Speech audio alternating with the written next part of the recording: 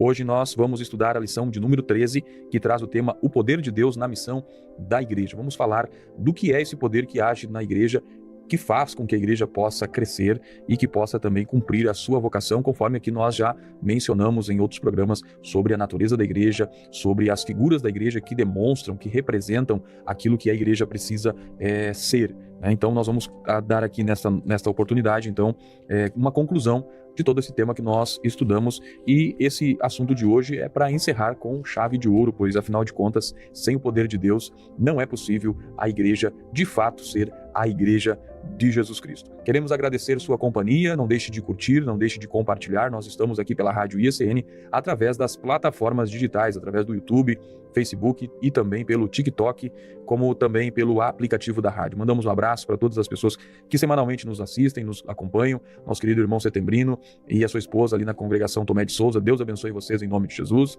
Também a irmã Lourdes, a irmã do nosso querido irmão Jair, sempre está conosco. Deus abençoe a sua vida em nome de Jesus Cristo. Andréa Santos, que nos acompanha também pelo YouTube, e também a todos os demais irmãos aqui da cidade de Juí que nos acompanham.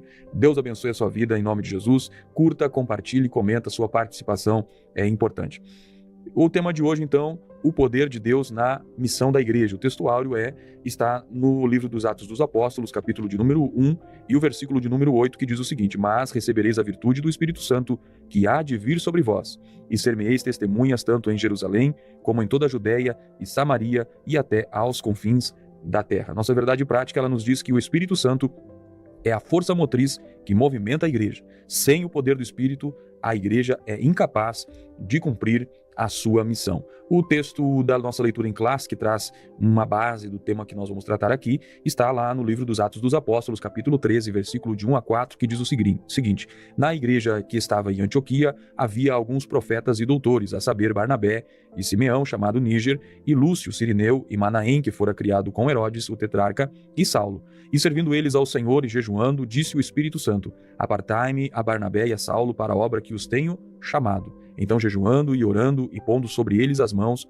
os despediram. E assim estes, enviados pelo Espírito Santo, desceram a Seleucia e dali navegaram para Chipre. Nesta lição, então, nós vamos refletir sobre a virtude do Espírito Santo que atua na igreja, que faz com que a igreja cumpra o seu propósito. Irmão Jair, o tema de hoje vem para encerrar com chave de ouro essa série de estudos que nós tivemos aqui nesses programas. Nós falamos sobre a origem da igreja, as imagens bíblicas da igreja e natureza da igreja, 3 lições que trouxeram uma definição do tema daquilo que a igreja é e representa. Depois nós estudamos sobre a igreja e o reino de Deus, uma lição também maravilhosa, e já falamos lá na lição 5 sobre a missão da igreja de Cristo. E hoje nós vamos entender de uma maneira no aspecto do poder que trabalha na igreja, então, esse poder que atua na igreja para cumprir esta, dentre outras missões, a missão de evangelizar e de anunciar a palavra do Senhor. Também estudamos sobre a igreja como organismo e organização,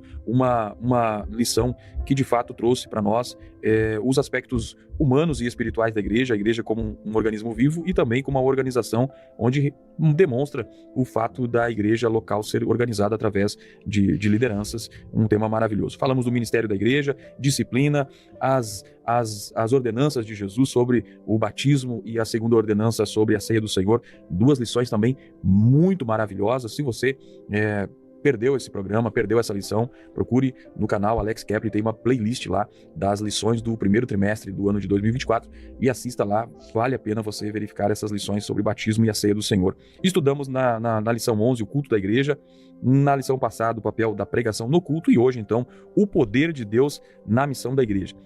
Encerrando essas lições, então, um tema maravilhoso, irmão Jair. O que nós podemos comentar? Bom, irmão Alex, como tu já referiu, nós vamos focar o poder da igreja, o poder do Espírito Santo na missão da igreja de Jesus Cristo.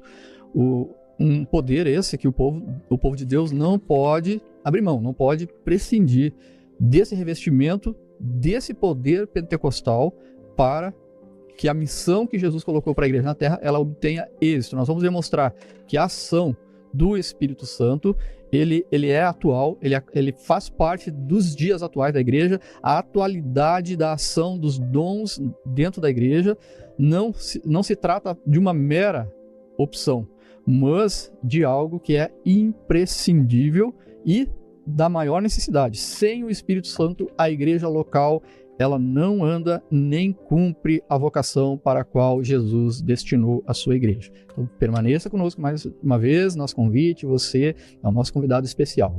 Muito bem, então, introdutoriamente, podemos entender que sem o Espírito Santo, a igreja não consegue cumprir a sua vocação. Extremamente importante, e nós percebemos que o assunto do Espírito Santo, da pessoa do Espírito Santo, do poder do Espírito Santo agindo na igreja, foi muito mencionado, especialmente de forma mais dedicada pelo evangelista Lucas, quando ele escreve o seu evangelho, dando muito destaque para a ação do Espírito Santo e também para o seu livro histórico, que é o livro dos Atos dos Apóstolos, e de tanto que o Espírito Santo atua ali no início da igreja primitiva, que alguns comentam dizendo que poderia ser muito bem denominado o livro dos Atos dos Apóstolos como o livro dos Atos do Espírito Santo. A nossa lição de hoje está dividida em 3 tópicos, então o tópico 1 vai falar sobre a doutrina do Espírito Santo segundo o evangelista Lucas. Vamos ter essa abordagem então do que Lucas, que não era apenas um historiador, mas ele traz o seu aspecto de teologia. Alguns comentaristas, irmão Jair, dizem que não pode ser estabelecida doutrinas a partir de livros narrativos, de livros históricos. Mas nós percebemos que quando nós lemos sobre a doutrina da queda, nós vamos ter essa narrativa lá no livro de Gênesis, que também tem o seu aspecto histórico, narrativo também, e faz parte, compõe o livro da lei do povo de Israel.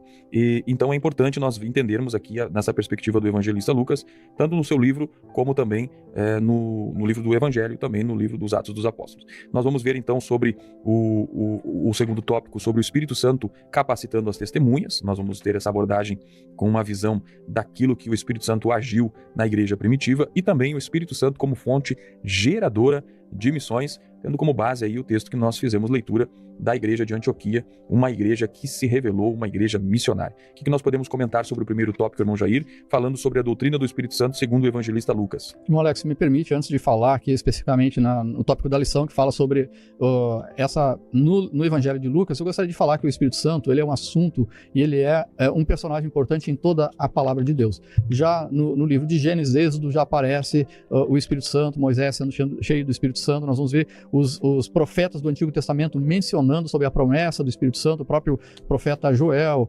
Jeremias, Isaías, enfim, todos os profetas de uma maneira ou de outra, eles falam isso. A gente vê o próprio rei Davi, ele falando no Salmo 51, de que não retire de mim o teu Espírito, Então a gente vê a citação do Espírito Santo na vida dos personagens do Antigo Testamento, e no Novo Testamento, quem vem falando sobre o Espírito Santo é o próprio Senhor Jesus Cristo. Em todos os evangelhos, nos 4 evangelhos, ele se refere. Lucas vai trazer um ensinamento mais detalhado. Mas nós vamos ver João, no capítulo 7, que o evangelista João, retratando as palavras de Jesus, no capítulo 7, verso de número 28, ele 38, perdão, ele diz assim: quem crê em mim, como diz as Escrituras, rios de água viva correrão do seu ventre. E João falando, ele vai trazer explicação aqui, falando o que Jesus diz.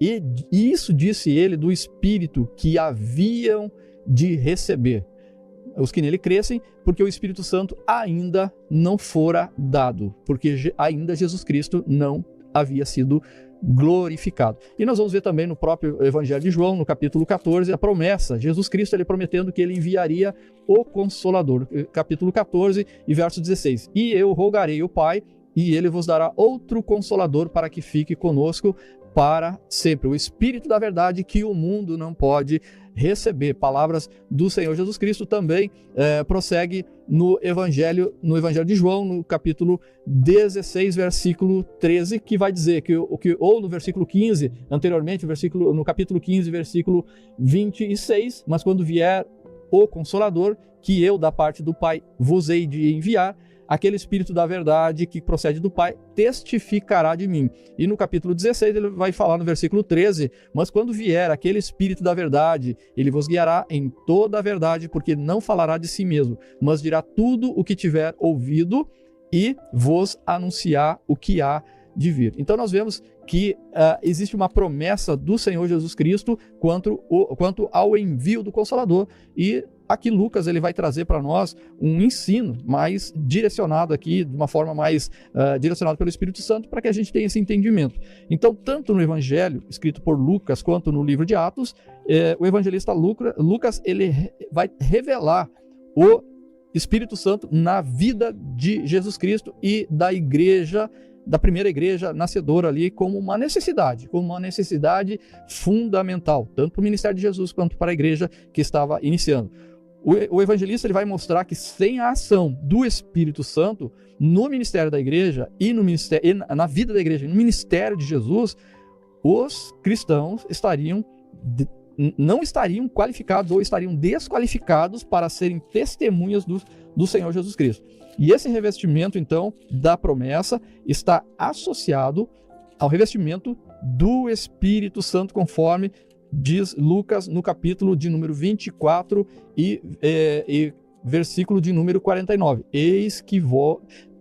Lucas registrando as últimas palavras de Jesus: eis que sobre vós envio a promessa do meu Pai, ficai, porém, em Jerusalém, até que do alto sejais revestido de poder. E Lucas, no Evangelho, no livro de Atos, ele dá continuidade ao seu Evangelho. Então nós vemos aqui a fundamentação da necessidade do revestimento do poder do Espírito Santo no ministério da igreja, na vida da igreja, no ministério de Jesus, e esse revestimento sendo então fundamental para ser testemunha de Jesus Cristo. E com isso nós vamos ver que o Senhor Jesus, ele só começou o seu ministério depois de ser cheio do Espírito Santo no seu batismo, registrado por Lucas no capítulo 3 e verso de número 21 e 22. Nós vamos falar aqui que Jesus Cristo, ele foi cheio do Espírito Santo, mas ele não foi batizado no Espírito Santo, porque ele é o batizador. Ele que fez a promessa de que ele enviaria o outro Consolador. Então, o ministério da igreja seria inaugurado com a descida do Espírito Santo prometida por Jesus Cristo. Mais importante falar que o nosso Senhor Jesus Cristo, ele fez a obra de Deus, e a fez no poder do Espírito Santo. Ele foi capacitado pelo poder do Espírito Santo para fazer a obra. Vamos ver em Lucas capítulo 4 e verso de número 18 e 19, essas palavras registradas aqui pelo nosso doutor, nosso médico amado, que Paulo recomenda, e também um grande historiador. E aqui em Lucas registra as palavras proferidas por Jesus Cristo na ocasião em que ele inaugura um ministério após o batismo do Espírito Santo, após 40 dias tentado no deserto. Então ele retorna à sua cidade natal, Nazaré, e ali ele vai até uma sinagoga e ele vai ser designado para trazer a palavra, para fazer a leitura da palavra. E são entregues a Jesus Cristo os rolos de Isaías, e Jesus ele abre aonde está escrito o seguinte: o Espírito do Senhor é sobre mim, pois que me ungiu para evangelizar os pobres, enviou-me a curar e quebrantar os corações, e apregoar liberdade aos cativos, dar vista aos cegos, liberdade aos oprimidos, e anunciar o ano aceitável do Senhor. Então, recebendo aqui a capacitação, mostrando que ele foi capacitado, o próprio Senhor Jesus Cristo capacitado pelo Espírito Santo para ensinar, para pregar a palavra, para curar, para libertar, para fazer essa obra grandiosa de Deus. E Jesus Cristo, ele relata no próprio livro de Lucas, no capítulo 5 e verso de número 17, a sua dependência para exercer esse ministério, a dependência de Jesus Cristo no poder do Espírito Santo para exercer o ministério terreno aqui de Jesus Cristo. E ele vai dizer assim no capítulo 5, verso 17: e aconteceu que em um daqueles dias estava ensinando, e estavam ali assentados fariseus e doutores da lei, que tinham vindo de todas as aldeias da Galiléia, da Judéia e de Jerusalém. E a virtude do Senhor estava com ele para curar. Virtude, entenda-se poder, porque no original é dinamis, e dinamis é poder. Então o poder do Senhor, o poder de Deus estava sobre Jesus Cristo para oferecer, para cumprir o seu ministério. Da mesma forma que Jesus foi dependente do poder do Espírito Santo para exercer o ministério dele, a igreja, ela só deveria iniciar o trabalho missionário quando fosse revestido de poder. E não é diferente. Jesus Cristo, nos seus evangelhos, no evangelho de Mateus, Marcos, Lucas e João, Jesus ele não designa ninguém para fazer alguma coisa na obra sem antes ser revestido de poder do alto para fazer a obra. Nós vemos isso em Mateus, no capítulo 10, quando Jesus envia os seus discípulos, e ele vai enviar os discípulos para fazer a obra e vai designar para eles poder, para pregar, para curar e para libertar os cativos. A mesma forma se manifesta no Evangelho de Lucas, no capítulo 10, quando Jesus envia 70 discípulos para também libertar os cativos, pregar o Evangelho, anunciar o reino de Deus. E Jesus Cristo, em Marcos, no capítulo de número 16 e verso de número 15, Jesus também ele vai designar a sua igreja, todas as pessoas, ele vai designar para ir pregar o Evangelho a toda criatura. E ele vai designar poder para expulsar demônio, para falar em novas línguas, para impor as mãos sobre os enfermos e os curar. Então, Jesus, na obra, ele não designa ninguém para fazer alguma coisa sem antes ser revestido de poder. É claro que a gente vai ver que esse revestimento do poder ele vai ser traduzido pelo batismo no Espírito Santo, e não quer dizer que quem não foi batizado não possa fazer alguma coisa para Jesus. Pode, só que Jesus deseja que você seja revestido desse poder para fazer com mais eficiência. Porque aqui no texto áureo a gente viu... no texto áureo, mas receberei o poder do Espírito Santo que há de vir sobre vós e ser-me-eis testemunha, tanto em Jerusalém, como em toda a Judéia, Samaria e confins da terra. Então a gente vê que Jesus, ele deseja, é a vontade de Jesus Cristo que todos, para fazer a obra do Senhor, sejam revestidos do poder do Espírito Santo. E o Espírito Santo, ele vai aparecer na palavra de Deus, no ministério de Jesus Cristo e na vida e ministério da igreja, não como uma opção, mas como uma necessidade para fazer com mais eficiência, com mais excelência a obra de Deus. E com isso nós vamos ver que o enchimento do Espírito Santo ele é uma experiência concreta, ele não é abstrata, ele é concreto. Se por um lado Lucas apresenta o Espírito Santo como uma necessidade na vida da igreja, por outro, ele vai mostrar esse enchimento do Espírito Santo como uma experiência concreta na vida de cada pessoa, de cada crente. E o livro de Atos, ele vai retratar de uma forma, tanto que Lucas, ele é um historiador, ele registra os fatos históricos, mas ele também está trazendo a teologia, trazendo o ensinamento aqui da palavra de Deus, capacitado pelo Espírito Santo. Ele retrata então essa experiência pentecostal que nós vemos no livro de Atos, o cumprimento dessa promessa de Jesus que consta em Atos 1 e 8, que consta em Lucas 24, 49, que consta lá em João, que nos referimos no capítulo 7, no capítulo 14, 15 e 16 do Evangelho de João, que consta a promessa também lá no Antigo Testamento. Enfim, Lucas vai retratar de uma forma como um acontecimento objetivo, uma coisa concreta que ocorreu e que pode ser visto, esse revestimento do Espírito Santo ele pode ser visto e ouvido, porque cumprindo-se o dia de Pentecostes estavam todos assentados no mesmo lugar, conforme registra em Atos no capítulo 2, e de repente veio do céu um som como de um vento veemente e impetuoso, encheu toda a casa onde estavam assentados. Então um som dá para se ouvir, dá para se perceber, como de um vento, como de um temporal, de um vento impetuoso, e encheu toda a casa. E mostrando, então, foi percebido a experiência por quem estava passando e por quem estava na volta. Porque foi visto por eles, entre eles, línguas repartidas como língua de fogo que vinha e pousou sobre cada um deles. E a palavra de Deus vai dizer que todos eles foram cheios do Espírito Santo e começaram a falar em novas línguas, conforme o Espírito lhes concedia que falava. Então nós vemos assim que essa experiência, esse acontecimento histórico, real, objetivo, ele pode ser visto, ele pode ser ouvido, e ele pode ser uma coisa, então, ele é de uma forma real. Houve manifestações físicas ali naquele momento, tornaram reais para quem tinha, para quem estava passando por aquela experiência e por quem presenciava. Em outras palavras, quem recebeu sabia que tinha recebido o batismo com o Espírito Santo, o revestimento do Espírito Santo, e dentre muitos sinais que se sobressaiu ali foi o falar em línguas desconhecidas que surge nesse revestimento do Espírito Santo. E nós vamos ver que na doutrina pentecostal clássica, ela vai falar, os estudiosos, desde os primórdios, o falar em línguas desconhecidas como um sinal inicial, uma evidência física inicial do batismo com o Espírito Santo.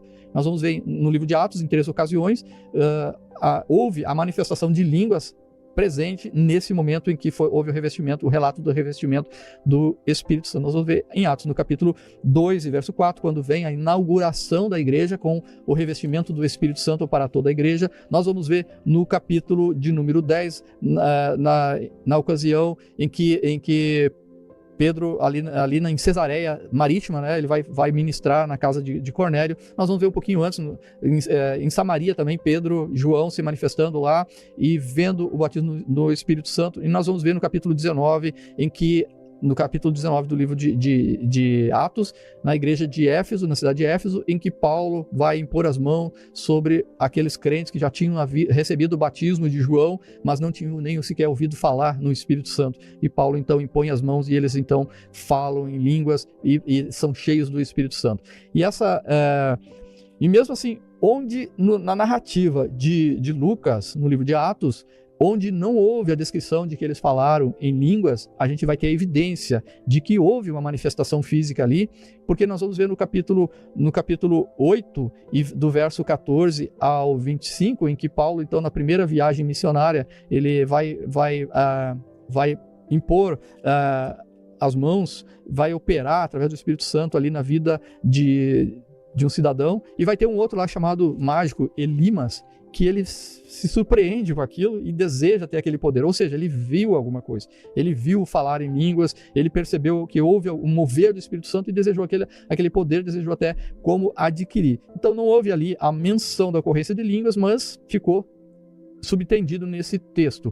E os estudiosos do livro de Lucas, eles reconhecem que o evangelista faz o uso da expressão batismo do Espírito Santo e ser cheio do Espírito Santo como a experiência do derramamento do Espírito Santo acompanhado de línguas desconhecidas como evidência inicial desse revestimento. Então, a doutrina do Espírito Santo, ela vai assegurar que o seu poder ele é imprescindível ao cristão e à igreja moderna, ou odierna, nos dias de hoje. Muito bem, vimos então aí o tópico 1, falando sobre a doutrina do Espírito Santo segundo o evangelista Lucas.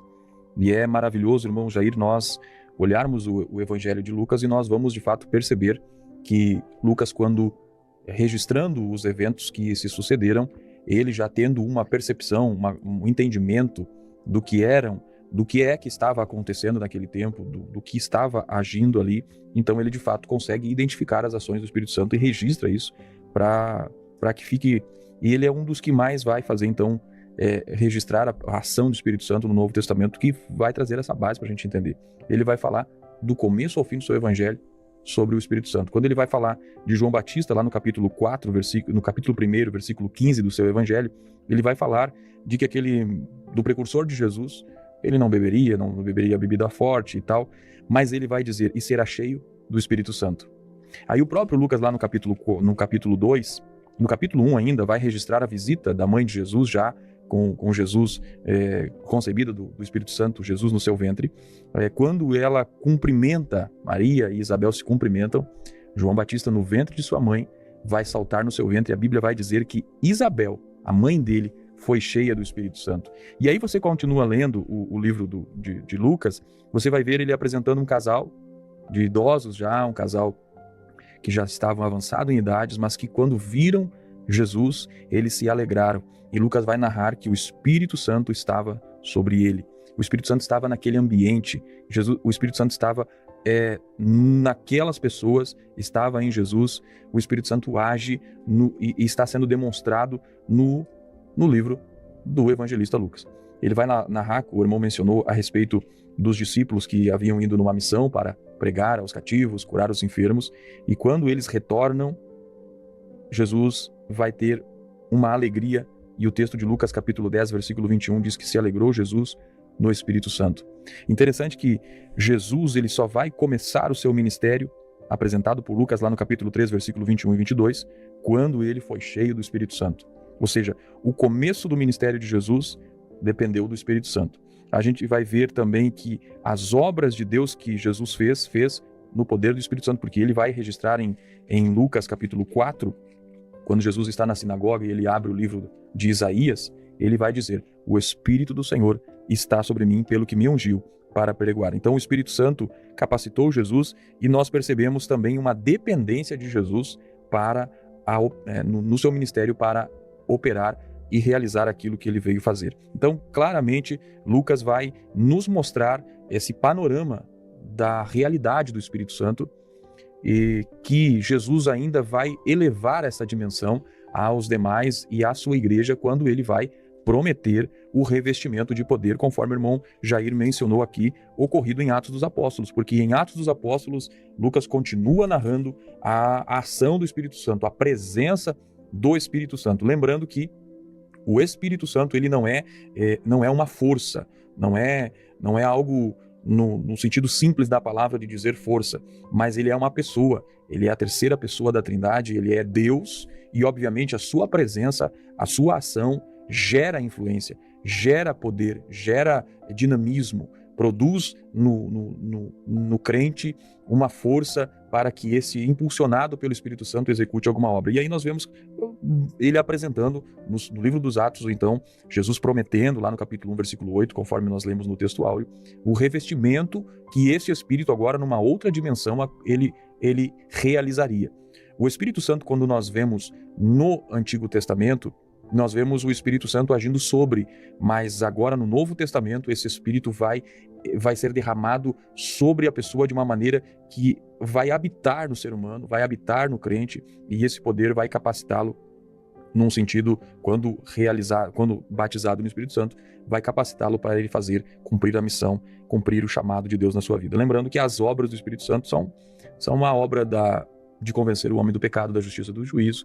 É o Espírito Santo que regenera o ser humano no ato da conversão, no ato do arrependimento, no ato de crer em Jesus Cristo. O Espírito Santo é o que produz a regeneração. É o Espírito Santo que batiza o salvo, o regenerado agora no corpo de Cristo, que é na igreja do Senhor. Então, esta é a obra do Espírito Santo. Quem batiza com o Espírito Santo é o Senhor Jesus Cristo, como nós já estudamos em lições passadas. Então, claramente, o livro de Lucas, do Evangelho e de Atos mostra, então, essa ação poderosa do Espírito Santo. E interessante, irmão Jair, que quando nós vamos ver sobre as manifestações visíveis e não visíveis que aconteceram lá em Atos dos Apóstolos, nós vamos ver visíveis porque foi visto como língua de fogo repartida, conforme o irmão falou, as línguas que foram ouvidas, as pessoas que estavam ali ouviam eles falar nas suas próprias línguas de onde eles originaram, mas restou algumas coisas na igreja após esse revestimento, e nós vamos perceber que a igreja gerou na igreja um comprometimento com a palavra de Deus, porque ela vai dizer lá em Atos 2:42 que a igreja, que eles perseveravam na doutrina dos apóstolos, sem contar que naquela ocasião cerca de quase 3.000 almas se converteram ao evangelho, demonstrando visivelmente a ação do Espírito Santo após uma pregação de uma palavra. E aí a gente percebe que a pregação precisa estar acompanhada da ação e do poder do Espírito Santo. Nós vemos então uma igreja que vai estar nas orações, que vai estar em comunhão, uma igreja que vai ser fiel à palavra, uma igreja que vai, de fato, ser uma igreja porque o Espírito Santo está ali. Como nós já vimos lá na introdução, se a igreja não está revestida do Espírito Santo, então esta igreja ela vai estar fracassando na sua missão. Você está no programa Palavras da Verdade, e este programa tem como propósito aprendermos, estudarmos a palavra de Deus, e queremos contar com a sua companhia e sua participação. Deixe seu comentário, deixe sua curtida e compartilhe também, será importante para nós. Irmão Jair, tópico 2, nós vamos falar sobre o Espírito Santo capacitando as testemunhas, irmão Jair. Isso, irmão Lécio. Nós vemos em Filipenses, no capítulo de número 2, que Jesus Cristo transcreve o seguinte, ele coloca a seguinte situação, que de sorte que haja em vós o mesmo sentimento que houve também em Cristo Jesus, que sendo em forma de Deus, não teve por usurpação ser igual a Deus, mas aniquilou-se a si mesmo, tomando a forma de servo, fazendo-se semelhante aos homens. Então, Jesus se fez semelhante aos homens, e como semelhante aos homens, ele dependeu do ministério terreno dele, dependeu intensamente do poder do Espírito Santo. E ele passa esse exemplo para a igreja. A igreja precisa saber que ela depende do poder do Espírito Santo para cumprir a sua missão. E dessa forma, o Espírito Santo vai capacitar a igreja como testemunho para fazer a obra de Deus. E como é que vai capacitar? No livro de Atos, nós vamos ver que entender e nós podemos perceber que o ensino da capacitação do Espírito Santo, ela vai estar em diversos aspectos. Primeiro, vai vir capacitar os líderes para o desempenho da obra de Deus. Está lá em Atos, no capítulo de número 4 e verso de número 33. Vale a pena a gente dar uma lida para os nossos irmãos e acompanhando. Diz assim: e os apóstolos davam com grande poder, testemunho da ressurreição do Senhor Jesus Cristo, e em todos eles haviam abundante graça. Então, nós vemos aqui os apóstolos, no geral, eles recebendo poder, demonstrando poder. Com esse poder eles testemunhavam da ressurreição de Jesus Cristo, da forma conforme o Espírito Santo estabelecia para eles. Nós vamos ver o apóstolo Paulo também, cheio do Espírito Santo, e ele vai resistir a Elimas, o mágico ao qual me referi anteriormente, e ele vai, como algo que é possível de ser visto, que esse mágico ele vai tentar, então, retribuir, de alguma forma, ter aquele poder do Espírito Santo. Depois nós vemos também que não eram só os que faziam parte desse colégio apostólico que foram cheios do Espírito Santo. Nós vemos pessoas comuns, nós vemos no próprio livro de Atos, no capítulo de número 2 ali, foram 120 pessoas e nem todos eram apóstolos, que foram batizados inicialmente no Espírito Santo. Ali teve pessoas, mulheres, as mulheres acompanhando, várias mulheres recebendo o poder do Espírito Santo para testemunhar. E, na verdade, aqui o que nós observamos, Lucas observa que o revestimento ele vem para toda a carne, citando então a profecia em Atos 2:17, vamos fazer a leitura aqui também para os nossos irmãos, Atos 2:17, vai dizer, e nos últimos dias, Pedro, na sua pregação, na pregação ali em Atos 2, ele vai dizer, nos últimos dias, diz Deus, que do meu Espírito derramarei sobre toda a carne, então sobre todas as pessoas. E a gente vê aqui citando Pedro. Pedro é um exemplo de um humilde pescador, uma pessoa indouta, conforme registros, mas a gente vê os escritos dele nas epístolas que Pedro escreveu. No final, a última mensagem de Pedro, ele encerra a sua participação nas escrituras, mostrando para nós crescer na graça e no conhecimento do Senhor Jesus Cristo. E a graça vem o crescimento através do revestimento do Espírito Santo, conforme nós estamos lendo aqui.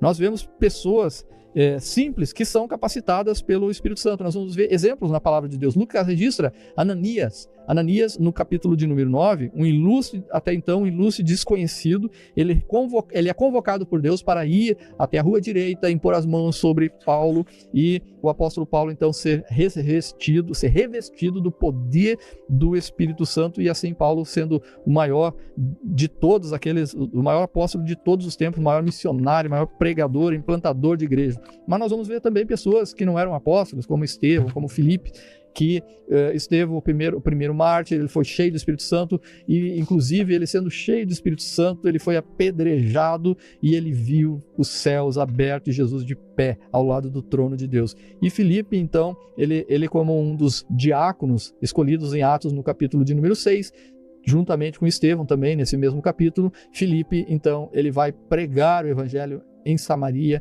e o derramamento do Espírito Santo, ele sai de Jerusalém, ele chega em Samaria através de Filipe, e depois ele vai chegar, esse derramamento do Espírito Santo, ele chega em Cesareia, já fundado por pessoas leigas, pessoas que não são anônimas, assim como chega na igreja de Antioquia, na ilha de Chipre, vai chegando o evangelho, o Espírito Santo vai chegando e as pessoas vão sendo batizadas de uma forma por pessoas que foram testemunhas de Jesus Cristo, que o nome não tem registrado, mas está ali a obra concretizada, as igrejas sendo formadas. Inclusive, dá para citar até a igreja de Roma. A igreja em Roma, quando Paulo escreve aos romanos, Paulo nunca tinha ido lá, nunca tinha chegado, mas a igreja tinha chegado, o Espírito Santo tinha chegado já lá em Roma. Quando Paulo chega em Éfeso, também conduzido pelo Espírito Santo, mas ele chega lá, a igreja já está fundada, já existem crentes lá, pessoas recebendo o batismo, né, que Paulo conduz ali, o batismo no capítulo de número 19 do livro de Atos. E com tudo isso, os sinais e prodígios. Paulo falando aos Tessalonicenses, ele diz que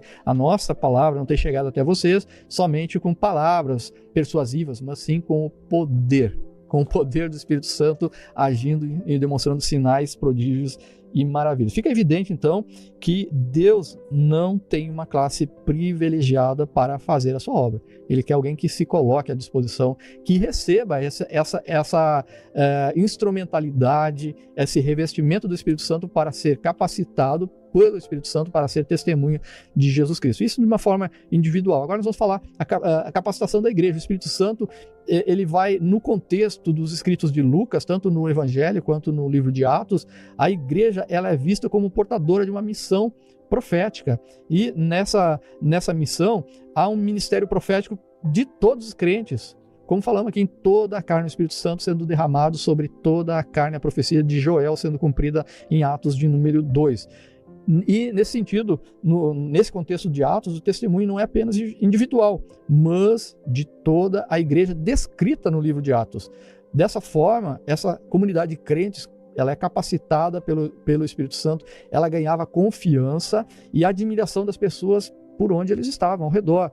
E, portanto, o crescimento das igrejas em Atos estava associado ao testemunho dado pelos grupos de crentes capacitados, então, pelo poder do Espírito Santo. Nós vemos que essa capacitação do Espírito Santo, então, ela é evidenciada na vida de suas testemunhas e repercute ao redor onde está. Muito bem, vimos então o tópico 2 falando sobre o Espírito Santo capacitando as testemunhas. Aí vemos claramente, então, essa capacitação, uma habilitação do Espírito Santo, o Espírito Santo concedendo habilidades, concedendo autoridade para que aqueles que compunham na igreja primitiva pudessem executar, então, as suas tarefas e as suas missões. E aí a gente vai ver homens de grande nome na história da igreja, como o apóstolo Pedro, o apóstolo Paulo, sendo cheios do Espírito Santo, mas também, como vimos pessoas anônimas, desconhecidas, que nós não sabemos os feitos delas anteriormente, mas sabemos que o Espírito Santo estava agindo nelas, como no caso de Ananias, que teve a grande missão de ir até o grande Saulo de Tarso, né, conhecido naquela época, grande perseguidor, e ter que impor as mãos sobre ele para que ele fosse cheio do Espírito Santo. Então, obviamente, Ananias era um homem cheio do Espírito Santo, né? Paulo, quando chega em Éfeso e pergunta aos irmãos se eles já conheciam o Espírito Santo, o batismo no Espírito Santo, eles disseram, não, só conhecemos o batismo de João. Nem sequer ouvimos falar. Nem sequer ouvirmos falar. Que existe um Espírito Santo. E Paulo impôs as mãos sobre eles e eles foram cheios do Espírito Santo. Então nós vemos uma evidência de que Ananias era um homem cheio do Espírito Santo, mesmo sendo alguém de pequena expressão, nunca mais ouvimos falar dele. Mas o fato marcante é de que ele foi o contato com o grande perseguidor que agora seria enviado pelo Espírito Santo para uma grande obra da qual nós fomos alcançados de seu investimento nas suas viagens missionárias, quando ele, obedecendo ao Espírito Santo, ele vai para o lugar que o Espírito Santo queria que ele fosse. O texto de Atos dos Apóstolos, lá no capítulo 16, vai mostrar que Paulo tinha a intenção de ir para um lugar e o Espírito Santo orienta para que ele vá para o outro lugar. Então, nós vemos aí o Espírito Santo agindo em grandes homens e também em pessoas que não tiveram expressões, não fizeram grandes feitos registrados na história, mas que foram importantes também. E homens que também serviam na igreja, nós vamos ver os diáconos, né? E aí você vai ver o Estevão, cheio do Espírito Santo, foi defendendo a fé em Cristo Jesus e a mensagem do Evangelho até a morte. Aliás, a expressão testemunha significa mártir.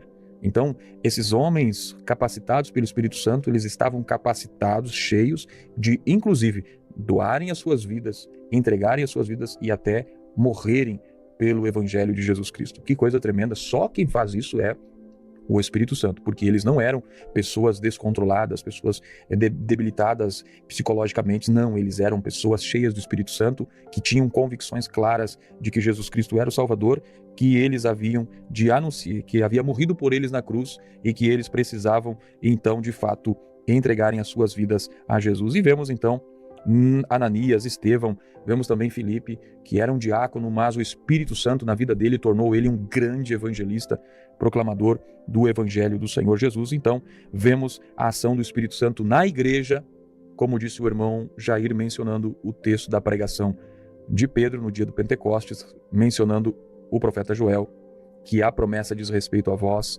aos vossos filhos, aos que estão perto e a tantos quantos o vosso Senhor chamar. A promessa é para toda a igreja. É hoje o tempo da igreja ser cheia do Espírito Santo. Nós estamos vendo um tempo de muita estratégia, de muitas ideias, de estratégias, mas uma coisa que nós precisamos entender, que o Espírito Santo não usa estratégias, o Espírito Santo usa pessoas. Ele enche essas pessoas, ele capacita, ele dá direção. As estratégias são boas, corroboram, mas o que o Espírito Santo trabalha, o poder que o Espírito Santo dá, é para as pessoas. E aí nós vamos ver que não há limite. Não é preciso você ser uma pessoa de grande destaque na sua igreja. Você pode ter recém começado na caminhada cristã. Você pode ser cheio do Espírito Santo hoje.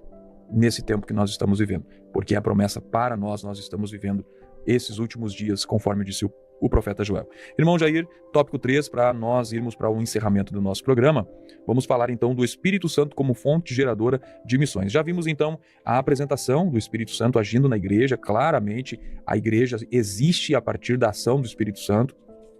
Vimos o escritor Lucas registrando nos evangelhos tudo o que aconteceu em torno do ministério de Jesus, o Espírito Santo estava ali. Vimos o próprio Cristo Jesus prometendo o revestimento de poder, a presença, o derramamento desse Espírito para que a igreja fosse revestida para testemunhar. Vimos também então que isso aconteceu no Atos dos Apóstolos, com evidências claras. Uma coisa que fica claro aqui, existem muitas pessoas que dizem: eu não sei se eu sou batizado no Espírito Santo. Quem é batizado no Espírito Santo sabe que é batizado no Espírito Santo, porque haverá sinais concretos, visíveis, claros, de que você foi batizado no Espírito Santo. E, como nós vimos, os grandes estudiosos e na doutrina bíblica pentecostal, porque quando nós falamos de pentecostal, é porque nós cremos na atualidade da ação do Espírito Santo, do batismo com evidência do falar em línguas estranhas e dos dons espirituais. Então, a doutrina clássica pentecostal afirma que há evidência do batismo no Espírito Santo é o falar em línguas estranhas. E vimos então no tópico 2, irmão Jair, sobre o Espírito Santo capacitando testemunhas, e aí vimos aí em todo o ambiente da igreja pessoas podendo ser cheias do Espírito Santo. E nós vamos ver que, como lemos lá na igreja de Antioquia, o Espírito Santo presente no comando, na coordenação, sendo o agente das missões da igreja, tanto quanto para o envio, como também para a estratégia. Coisa mais linda é quando uma igreja se submete às estratégias do Espírito Santo. E aí nós temos o caminho para isso, né? O caminho para sermos dirigidos pelo Espírito Santo é o caminho da oração e da palavra. Não tem outro método, não existe outra forma. Se você não colocar oração na sua vida, palavra de Deus, você não consegue viver isso. Mas a igreja de Antioquia vivia isso, irmão Jair, porque era uma igreja que tinha a presença do Espírito Santo, e lá tinha ensinadores, lá tinha mestres, lá tinha pessoas que falavam da palavra de Deus. Então era uma igreja ensinada de oração, de jejum, e que se submetia à orientação do Espírito Santo. O Espírito Santo como fonte geradora de missões. O que nós podemos comentar, irmão Jair? Bom, como o Espírito Santo ele separa, ele envia o missionário, ele chama, ele confirma a chamada para a obra missionária. E nós vemos isso no livro de Atos, no capítulo de número 13, como a nossa leitura em Bíblica e Classe foi aqui feita pelo irmão Alex no início da lição, que está no capítulo 13. E nós vamos ver que nesse capítulo do livro de Atos dos Apóstolos, ele vai narrar o envio dos primeiros missionários da igreja de Antioquia. Nesse envio, a igreja ela vai confirmar aquilo que o Espírito Santo já separou, porque nós vemos no capítulo 13, versículo 2, e servindo ao Senhor e jejuando, disse o Espírito Santo. E aí entra o que o irmão Alex falou, que o Espírito Santo é uma força, mas ele é uma pessoa, porque a força não fala, uma pessoa fala. E aqui nós vemos o Espírito Santo falando, disse o Espírito Santo: apartai-me a Barnabé e a Saulo para a obra que os tenho chamado. Ou seja, o Espírito Santo já falou individualmente com apóstolos, com Barnabé e com Saulo, e agora ele está confirmando para a igreja. Então veja, nessa narrativa nós vemos a participação ativa do Espírito Santo no chamado, no envio, na separação dos missionários. No texto de Lucas, ele vai mencionar que havia ali alguns profetas e doutores, e ele vai citar aqui o nome dessas pessoas aqui no livro, no relato. Barnabé, Simeão, chamado Níger. E esse Simeão, há quem diga que foi que ele é da África, que foi aquele sirineu que levou a cruz lá com Jesus Cristo na caminhada para o Calvário. Lúcio, que no original é Luque, que possivelmente é o próprio Lucas aqui. E nós vemos também Manaém, que é que foi criado por Herodes, com Herodes, e recebeu ali, foi chamado para a obra, e cita por último aqui Saulo. Então nós vemos esses profetas e também doutores aqui citados da igreja de Antioquia. E é bem possível que essa observação de Lucas ele fez para explicar como se deu a participação do Espírito Santo nesse comissionamento. Para a primeira viagem missionária registrada no livro de Atos, no capítulo de número 13. Ele mostra que, Lucas vai mostrar que, por intermédio do Espírito Santo, os 2 obreiros foram separados para essa obra. Os 2 obreiros, ou seja, Barnabé e Saulo, de uma maneira clara, audível, de bom tom. Como eu já me referi anteriormente, o Espírito Santo primeiro falou individualmente com Barnabé e Saulo, e agora ele está falando para a igreja apartar esses 2 para a obra que já havia chamado. E o foco, então, do evangelista é que o Espírito Santo, ele é ele que envia para a missão, é ele quem vocaciona e vai enviar para a missão aqui em Atos, no capítulo 13. E essa estratégia missionária estabelecida no mundo atual, multicultural, nós vemos a questão estratégica missionária deve ser levada em conta. Mas qual é a estratégia? Não somente enviar, mas quem enviar, quando enviar e como enviar. Por exemplo, aqui nós vemos Paulo e Barnabé sendo adotados, sendo chamados para a obra missionária. Mas lá no desenvolvimento dessa obra missionária, eles poderiam ter errado o trajeto, a direção que o Espírito Santo estava dando. E o Espírito Santo, então, constrange eles a seguir na direção que é dada. Paulo, quando ele chega em um determinado momento da segunda viagem missionária, ele designa no seu coração de descer até a Ásia Menor, ou seja, ir para a igreja de Éfeso, naquela região, que era uma região bastante importante para Paulo, e o Espírito Santo não permite. Então ele pensa, então vamos ir para o norte, vamos subir para Ponto e Betínia, e também o Espírito Santo não permite. Então eles seguem até Troade, e em Troade, então, no capítulo... deixa eu ver aqui, no capítulo 16, em que Paulo, ele recebe, no próprio capítulo 13, então Paulo recebe aqui a visão do capítulo 14, perdão, ele vai receber a visão de seguir no capítulo 16, no capítulo 16, na segunda viagem missionária, Paulo, então, ele entrou, ele tem uma visão de um varão dizendo para eles, passe a Macedônia e nos ajude. O que é a Macedônia? A Macedônia já é dentro da Europa, na Grécia. E Paulo, então, direcionado pelo Espírito Santo, ele passa até a cidade de Filipos e lá inicia a obra missionária num novo continente, se expandindo, se expandindo a obra missionária de uma maneira direcionada pelo Espírito Santo. Então nós temos que vigiar, mesmo tendo agências missionárias atuais de igrejas, elas podem adotar uma estratégia errada, porque é necessário haver a direção do Espírito Santo, buscar a direção do Espírito Santo, a confirmação através de jejum, de oração, e para que venha ser feita a obra conforme a vontade, a orientação do Espírito Santo, porque ele vai dizer exatamente o que deve ser feito.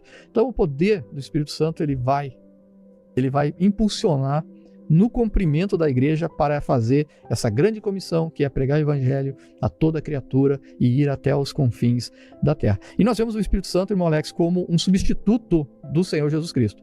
Ele aqui tem um texto no auxílio teológico aqui, ele é o vicário, ou seja, ele é o substituto da pessoa de Jesus Cristo. E ele vai capacitar a igreja, ele vai ensinar a igreja, ele vai impulsionar a igreja para fazer missão, e é ele o único que pode estar à altura do Senhor Jesus Cristo e aqui na terra.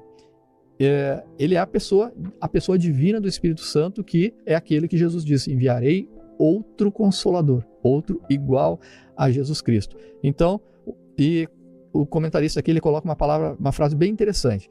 Uma igreja com uma doutrina fundamentada no Espírito Santo forte, ou seja, uma pneumatologia forte, também é uma igreja com uma missão forte, que vai desenvolver o seu papel, a sua missão que Jesus colocou para fazer aqui na terra de uma maneira forte. E a igreja precisa do revestimento do Espírito Santo para fazer a obra de Deus de uma maneira com excelência, com a vontade, com o desejo que Jesus designou para a sua igreja.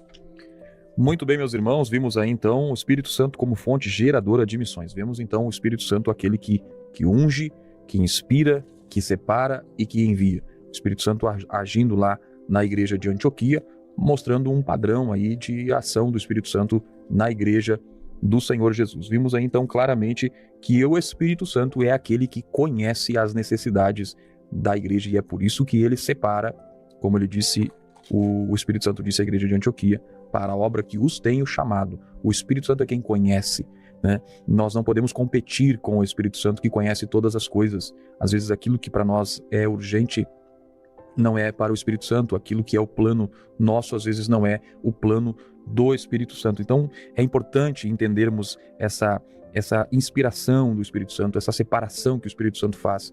Ele conhece geografias, né? O apóstolo Paulo, entendendo que ele gostaria de ir para um lugar e eles queriam ir para outro, vemos aí a urgência que o Espírito Santo tinha nessa mudança de rota. Não é que o evangelho não alcançaria a região onde Paulo pretendia ir, mas tratava-se de uma urgência naquele momento. E aí Paulo foi sensível ao Espírito Santo naquele momento. E aí vamos ver que é o Espírito Santo quem orientou e também de que guiou a igreja primitiva na sua obra missionária, num cumprimento da sua chamada, da sua missão na terra. Muito forte essa frase do irmão Jair, citando o escritor, sobre a igreja que conhece de fato o Espírito Santo. Ela é uma igreja de fato missionária. Que possamos nos render mais ao Senhor Jesus e nos aproximarmos cada vez mais da vontade do Espírito Santo que atua na igreja hoje, pois nós estamos vivendo nessa dispensação da ação do Espírito Santo, ele que está atuando. E, logicamente, o Espírito Santo ele está atuando, irmão Jair, mas a gente percebe o Espírito Santo como um holofote. Quando a gente tem um holofote, ele está iluminando, mas o holofote, às vezes, ele nem está aparecendo, mas ele está mostrando algo.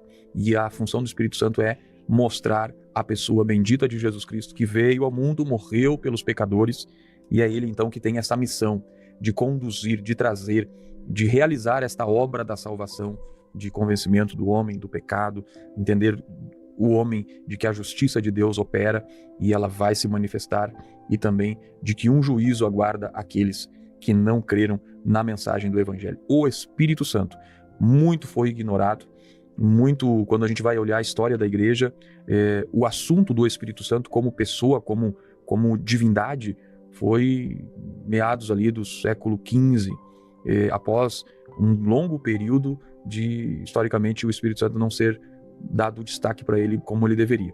Mas glória a Deus, porque nós estamos vivendo os últimos tempos e é o tempo que o Espírito Santo precisa agir. Então nós precisamos das manifestações dos dons espirituais nesse tempo, porque nós estamos vivendo as últimas horas da igreja aqui nesta terra e é necessário a ação do Espírito Santo para que tenhamos uma obra de salvação, tal qual aconteceu ali no dia do Pentecoste, quando Pedro pregou uma mensagem que impactou os seus ouvintes, de modo que eles, compungidos no seu coração, gritaram, clamaram: irmãos, o que faremos nós para ser salvos?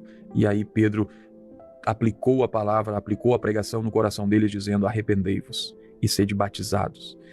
Jesus é maravilhoso e o Espírito Santo, que atua no meio da igreja hoje, ele precisa ser bem-vindo. Ele precisa não ser aquele Espírito em que as pessoas muitas vezes confundem, irmão Jair, a ação do Espírito Santo como se sentir bem, se sentir leve, chorar, ou até falar língua. A ação do Espírito Santo não é somente para isso, se é que é para alguém se sentir bem, porque o Espírito Santo incomoda. Paulo queria ir para uma viagem planejada e o Espírito Santo mudou a rota dele. Então, às vezes, a ação do Espírito Santo, ao invés de nos fazer nos sentir tranquilos, nos inquieta. Essa é a verdade. Nós comentávamos antes aqui, quando alguém pensa em desistir do seu chamado, da sua vocação, o que inquieta ele para que ele continue? É a ação do Espírito Santo agindo na nossa vida. Então, o Espírito Santo não é para que você vá na igreja e quando você sente uma alegria, você resumir aquilo.